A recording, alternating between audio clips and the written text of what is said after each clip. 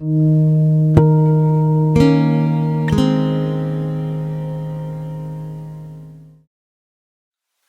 everyone, hope you're well. I thought I'd finish session 4, but I couldn't help feeling like I needed to add a little PS, an afterthought, so maybe you can see it as a bit of bonus material.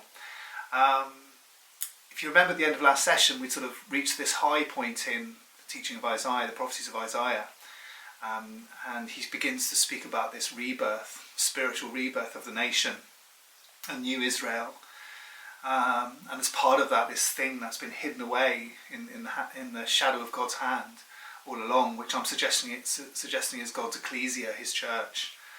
And wrapped up with this revelation is this other revelation that this is going to be brought about through this servant, this messianic figure, and it's going to be brought about through the suffering of this servant. And we're going to be looking at that more in session 5. But there's just something I sort of feel needs maybe just underlining a little bit, and something that I've just still been journeying with in my own time after my last recording, and it's this really, that for a while I've sort of felt like Isaiah 40 to 66 it definitely lacks the sort of historical force that we have in Isaiah 1 to 39.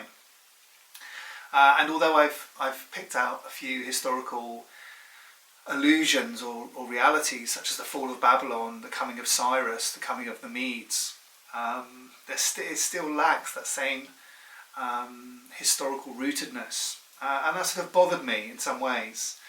And I don't know whether it's the historian in me, but I feel like I wanted to have this nagging question, which was to find out when exactly was Isaiah prophesying into. We know that he was prophesying to people of the future, but there's a little bit of me that's like, when exactly was he prophesying? Was there an exact moment, or are we just left with this vague time period? And if you remember, what we found is that we can really place the prophecies of Isaiah 40 to Isaiah 66, second Isaiah as it's called, between two dates. It's got to have happened after the destruction of Jerusalem, so after 586, and it's got to have happened before the fall of Babylon, before 539. So we have this period between these 2 years. Sometimes those years are referred to as the terminus ad quo, which is the earliest it could have happened, and the terminus ad quem, which is the latest it could have happened. And so we have this sort of framework, but it's still quite a lot of years. And what I've begun to think and understand, the more I've read and thought and prayed about this, is that we can actually pinpoint to when Isaiah was prophesying. And there's a little clue which comes out in Isaiah 48 verse 7, a scripture we read last session, speaking of these new things that are emerging. And the verse says this: they are created now and not long ago. You have not heard of them before today. Says that there's this sense of God doing this new thing, but he uses the word now to indicate that this is happening as Isaiah is prophesying and speaking, and it's again like he's prophesying into the future. And my question has been, when is this now that Isaiah is referring to? And there are some clues, you'll be glad to know. Back in Isaiah 41, we looked at this passage in detail. If you remember, it said, I have stirred up one from the north, and he comes. One from the rising sun who calls on my name. And I've suggested to you that this is referencing the 2 kings that did come to Babylon in 539, Darius the Mede and Cyrus. But what's interesting about the verse, what I noticed about the verse, is the tense of the verse is that this one from the north has already been stirred up. And this one, and as she says, he comes. So there's a sense that he's already on his way. This king of the north is already on his way against Babylon. Similarly, in Isaiah 48, we get a sense of these events happening at the moment of, or the imminent moment of the fall of Babylon. Isaiah 48 says, verse 20 says, leave Babylon, flee from the Babylonians. Announce this with shouts of joy and proclaim it. Send it out to the ends of the earth. Say, the Lord has redeemed his servant Jacob. So there's a sense of like Isaiah speaking to the exiles and telling them to leave Babylon, and the same sense is brought out in chapter 52, verses 11 to 12, where Isaiah writes, "Depart, depart, go out from there, touch no unclean thing, come out from it and be pure, you who carry the articles of the Lord's house." So there's a sense of Isaiah telling these people to leave Babylon and to take with them articles from the Lord's house. And we know from reading back in Jeremiah 52, for example, that when Nebuchadnezzar did come and destroy Jerusalem, he did take the articles from the house of the Lord and took them into captivity with the exiles. And here the exiles are being told to take them back to Jerusalem. So that's interesting. It feels like Isaiah is directing his prophecies against towards the exiles at the moment that the forces of Cyrus and the forces of the Medes arrive to attack Babylon, to besiege Babylon. And of course we know that they did, and the feast, I mentioned this last time, the Feast of Belshazzar. And this is historically documented, particularly the arrival of Cyrus is documented as an event which took place. And so what I'm suggesting that these events, the moment into which Isaiah was prophesying was 539 BC, and it's an apocalyptic. It sort of foreshadows this apocalyptic end time event when Christ comes. It has all the ingredients. Think about it. It has the destruction of Babylon.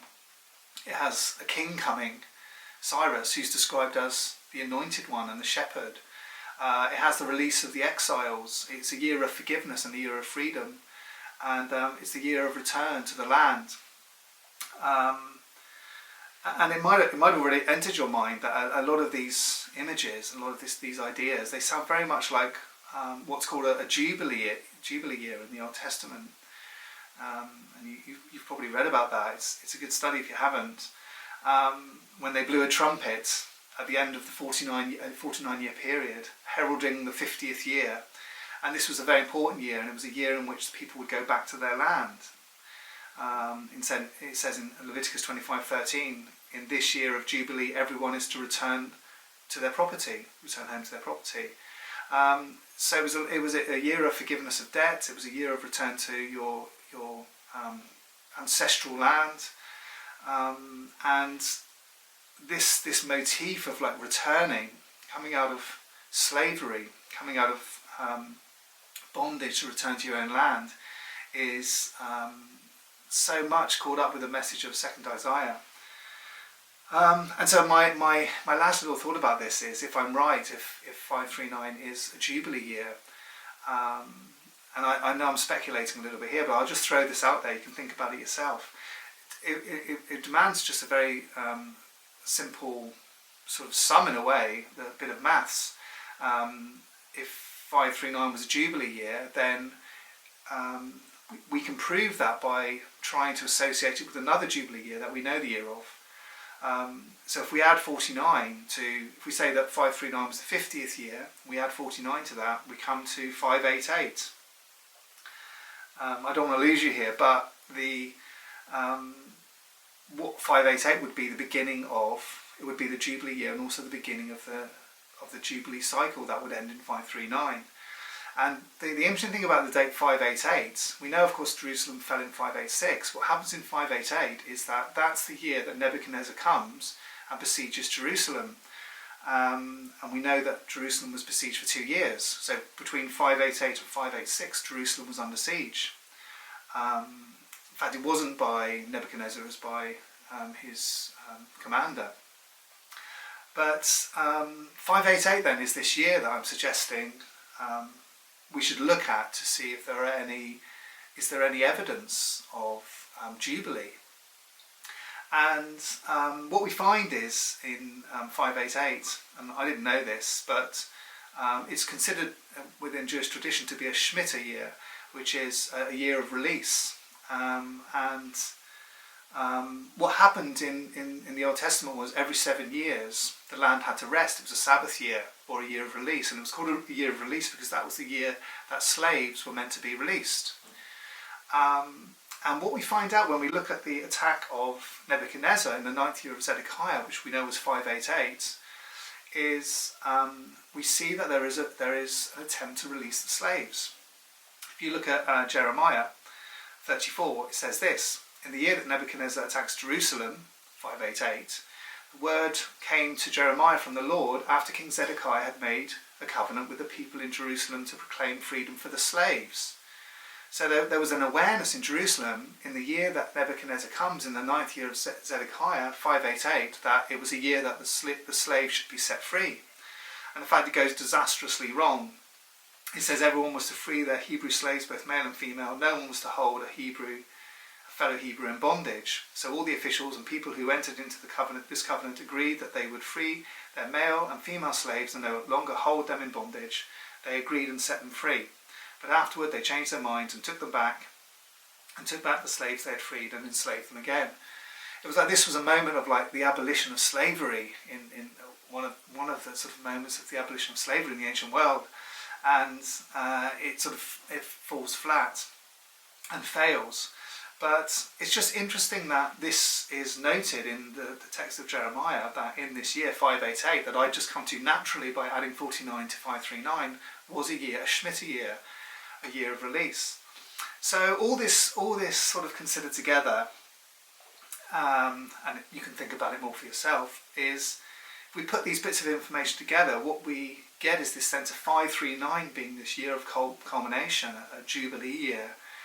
That second Isaiah is dedicated to. It's the year of the decree of Cyrus. It's the year of the fall of Babylon. It's the year that the exiles begin their journey home.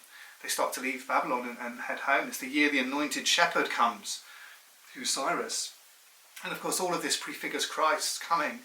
All of this prefigures the year of the Lord, the year of the Lord's favour, the gathering of God's people, which is the gathering of both Jew and Gentile, in the final moments of human history when Christ returns. So I think that's probably it's probably a fairly safe assumption that Isaiah is speaking to the exiles in 539 at the moment when all these great things begin to unfold, which are in the favour of the Jewish people. We'll find out more in the next session about the great end, how Isaiah ends this great piece of literature, prophetic literature.